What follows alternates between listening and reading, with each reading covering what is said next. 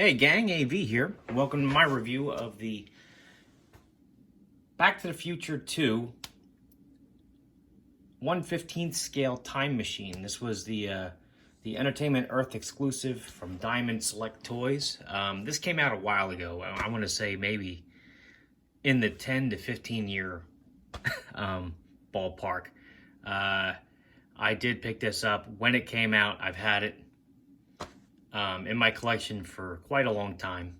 I still have the box because when I didn't have it on display, I would have it stored in the box. So thankfully, I can still do a proper review.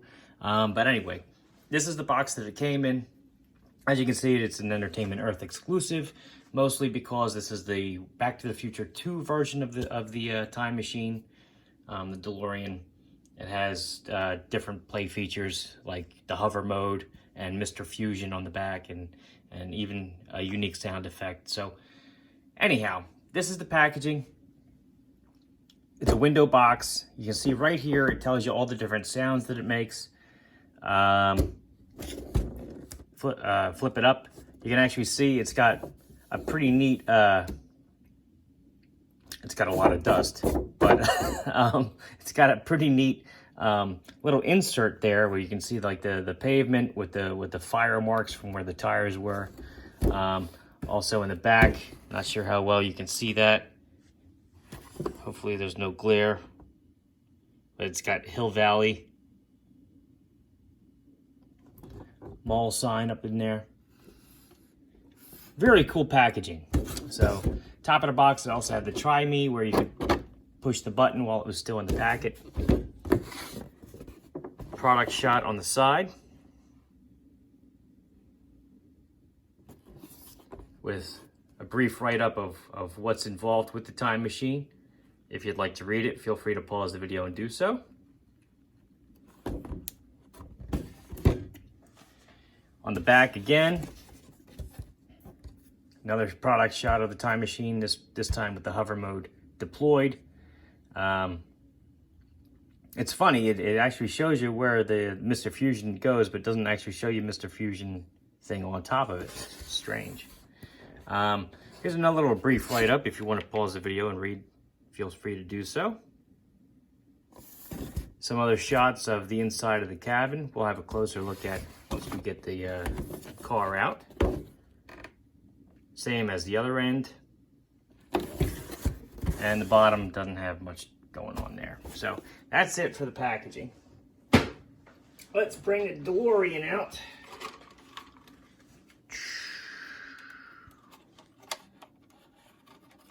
Ah, come on. Couldn't reach. Dang. There you go. So there it is. The DeLorean.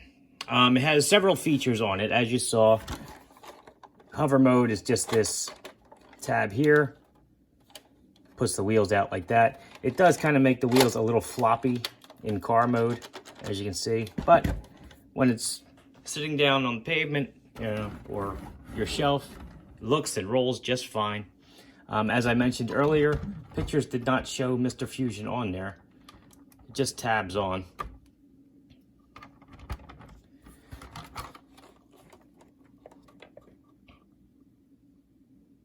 But I think that's a really cool little addition they put in there.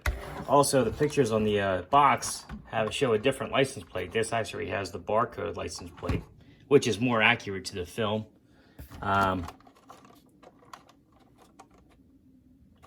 nice little transistors and stuff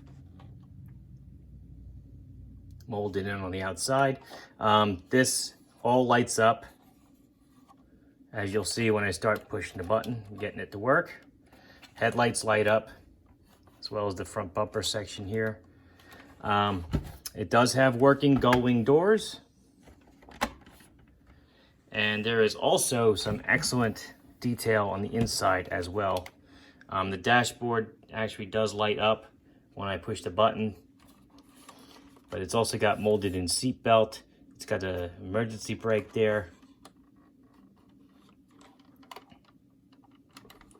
Shifter. That doohickey there. for the time circuits. Yes, the flux capacitor is in there. Whoops, can't see. It's back here between the two seats. And that does light up too. Very cool. Very, very cool. Let me see if I can pick the camera up. Let me get a better look at the inside that way.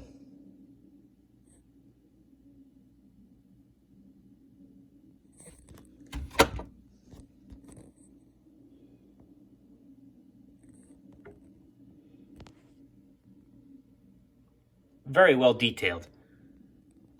I'm a big fan of this. The hood does open, but there's nothing in there. That's just basically where the battery compartment is, and to switch it from try me mode, which is the way it was inside the packaging. Off is the center switch, and then on is all the way closest to the windshield.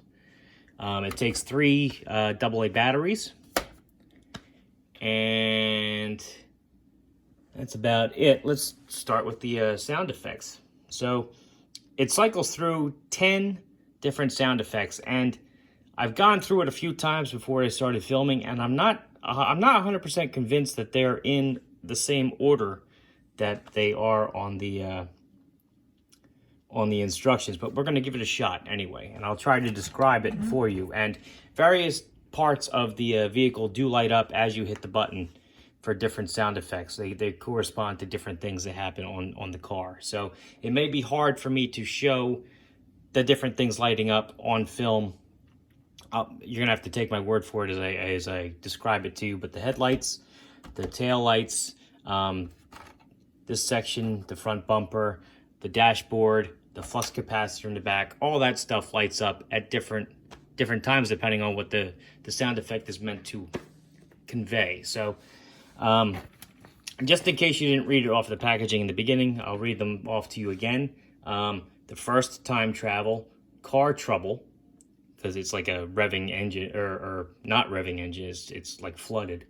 Revving engine and winding down, so the engine winds up and then cools down again.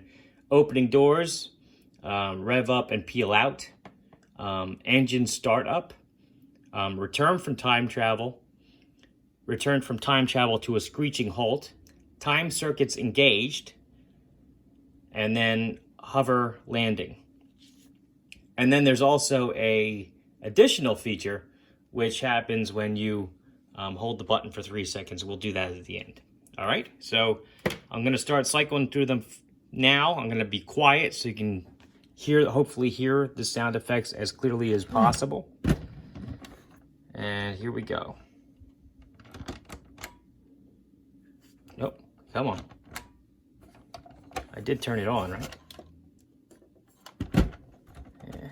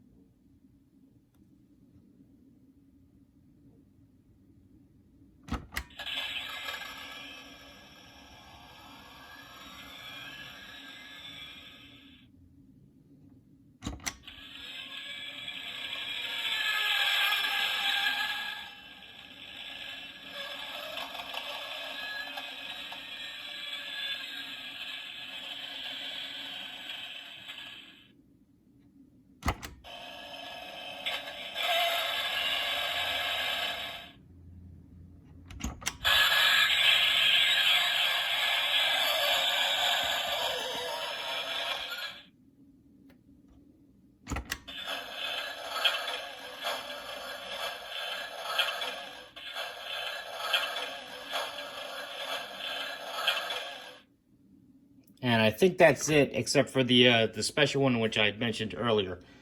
This one happens when you hold the button in for 3 seconds. It travels through time. It does the whole sequence to travel through time. And then it stops. Waits a couple seconds, and then it fires back up again as though it just returned from traveling through time. So let's give that a shot.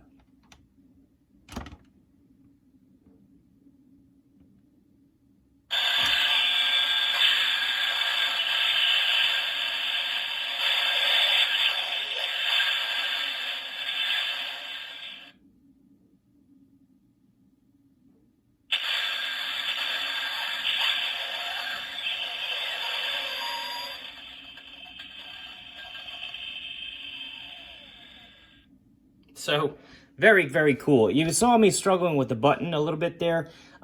You really have to push it all the way down. It's kind of spongy. If you just push it a little bit, nothing happens. So you have to push it all the way down in order to get the sounds to kick in. So that's why you saw me struggling with that there. I had also neglected to mention that when you're having I think it was during the car trouble, sound effect, either that or the time circuits engaging. When you do that, the flux capacitor in the back, which hopefully you did see was lighting up from here and there, when that particular one kicks in, it starts to flash as though it's not working properly. So, excuse me. All in all, I love this thing. And even though it's not 1/18th scale, it's 1/15th. It still scales pretty damn well with your typical 1/18th scale size figures. As you saw in the previous video, hopefully, I reviewed the two Funko figures, Marty and Doc. They look pretty decent standing next to the car, but you can tell the car is larger than it should be for these figures. And which is ironic because when you stick them in here, they actually sit up too tall to close the door. Their heads bang up into the door there. You actually have to have them slouched down if you want to shut the doors with them inside.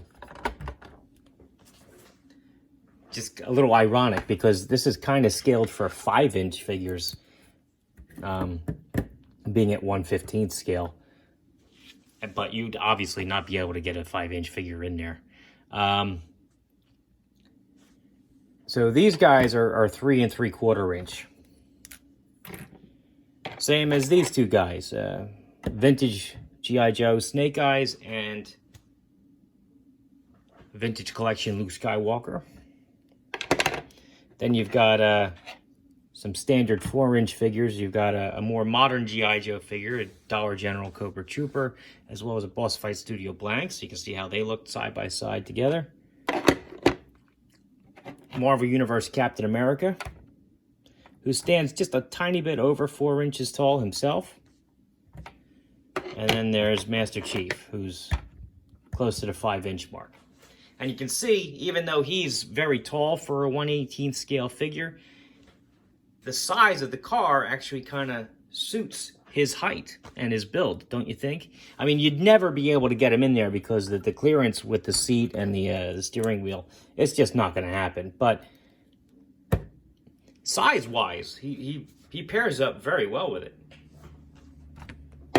So all in all, I mean, this has been my review of the Back to the Future 2 Entertainment Earth exclusive time machine, the DeLorean from Back to the Future. There are 2 other versions, at least, that I know of before I end the video. One, which was the original Back to the Future release. It did not have the Mr. Fusion up here, and it did not have the hover mode, but you're essentially getting the same style car. It's the Back to the Future 3 version that's significantly different. It's all dusty and dirty. It's got like all the components up here on the dash, on the hood, just like the in the movie. It has different wheels because it was on the train tracks in the movie. It's a significantly different deco on this car, the Back to the Future 3 version. But anyway, this is the one I've got. Just letting you know that if you're in the market, there are 3 different ones out there. And if this is up your alley, I do highly recommend it. I love this thing. I've had it in my collection for years, and hopefully I'll have it for years to come. I love to have it. I love having this thing on my shelf. But anyway, this has been AV. This is my review of the Back to the Future 2 Entertainment Earth exclusive DeLorean time machine, 1/15th scale. If you like this video, check out my channel where you'll see a whole bunch of 1/18th scale figures, vehicles, and accessories, as well as a couple comics here and there. If you like what you see there, then please subscribe. And as always, thanks for watching.